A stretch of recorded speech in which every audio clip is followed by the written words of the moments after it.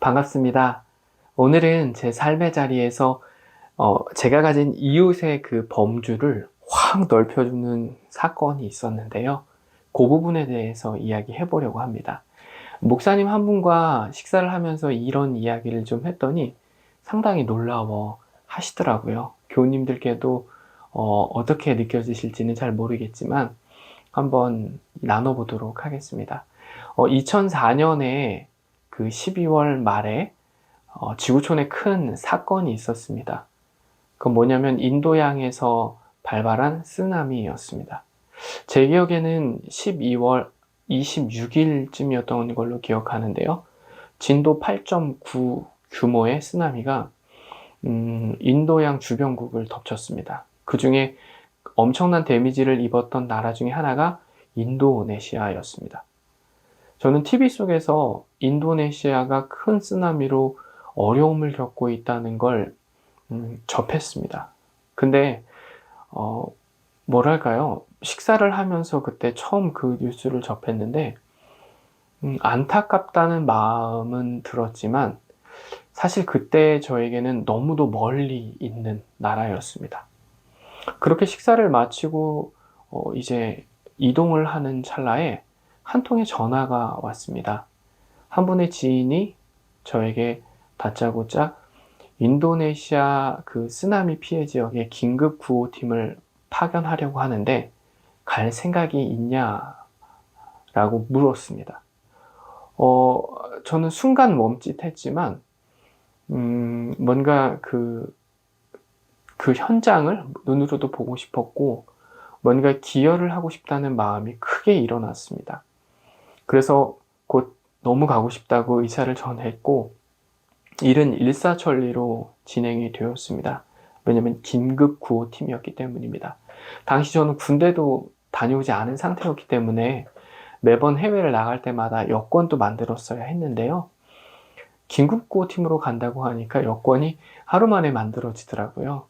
어쨌거나 그렇게 구호팀이 의사 3명, 간호사 1명, 그리고 봉사자 제 기억엔 4명 이렇게 꾸려져 가지고 곧장 인천에서 인도네시아 메단 지역으로 날아갔습니다. 메단에 도착하자마자 일이 아주 신속하게 진행이 되더라고요. 선발대로 먼저 그 니아스라는 섬, 그 피해 지역, 저희가 활동하게 될 그 지역이었습니다. 그 지역으로 갈 사람이 필요하다고 했습니다. 당연히 제가 가야 된다고 생각했고, 작은, 난생 처음 타보는 그 4인승 경비행기에 구호 물자를 가득 싣고 출발했습니다. 도착해서 깜짝 놀랐습니다. 좌우, 사방에 있는 집들을 보는데, 정말 지붕만 땅 위에 있었습니다. 그리고 조금 멀쩡하다 싶은 집들 가보면 사실 처음엔 놀랐습니다. 왜냐면 멀쩡해 보이는 집이 있는데 사람들이 거기서 자지 않고 텐트를 치고 밖에서 자고 있어서요. 근데 막상 그 집 안에 가보고 그 이유를 알았습니다. 바닥과 벽이 정말 그냥 이렇게 갈라져 있더라고요. 언제 무너져도 이상하지 않기 때문에 그곳에서는 잠을 잘 수 없었던 것이었습니다. 거기서 저는 함께 갔던 의사분들과 진료 활동을 했고요.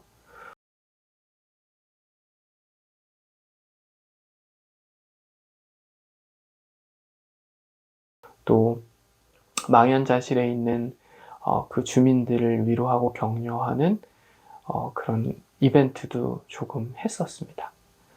돌아올 때도 참 이게 섬이다 보니까 다들 그 섬을 벗어나고 싶어 하거든요. 그래서 공항에 정말 사람들이 장사진이었는데요. 저희는 비행기를 예약했음에도 불구하고 엄청난 인파 때문에 약속된 날에 섬을 빠져나오지 못했습니다. 그리고 다시 숙소로 돌아갔고, 그리고 그 다음 날도 공항에서 대기하다가 겨우겨우 빠져나올 수 있었습니다. TV 그 화면으로만 볼 때는 이웃이라는 느낌이 확 와닿지 않았습니다. 그런데 막상 그 현장에 가서 보니까 불과 5-6시간이면 만날 수 있는 우리의 이웃들이 이렇게 고통의 현장 속에서 고통받고 있구나라는 걸 몸소 느낄 수 있게 되었습니다. 몇 주 전 교회 주보에 이런 소식이 있었습니다. 어느 국가가 재난을 입어서 어느 단체를 통해서 어느 정도를 지원했습니다. 저희 교회 주보에 종종 실리는 내용인데요. 단순히 그 재정 지원으로 끝나지 않고 이것이 계기가 돼서 우리로 하여금 우리의 이웃의 범주를 확인시켜주는 그런 계기가 됐으면 좋겠습니다. 그래서 우리가 지원한 그 재정이 정말 필요한 곳에 하나님의 손과 발이 되어 쓰일 수 있도록 함께 기도해 주시면 좋을 것 같습니다. 우리가 함께 이렇게 기도할 때 우리 이웃의 범주는 오른쪽 왼쪽을 넘어서 온 그 지구촌이 될 수 있을 겁니다. 이렇게 함께 기도하는 공동체 됐으면 좋겠습니다. 감사합니다.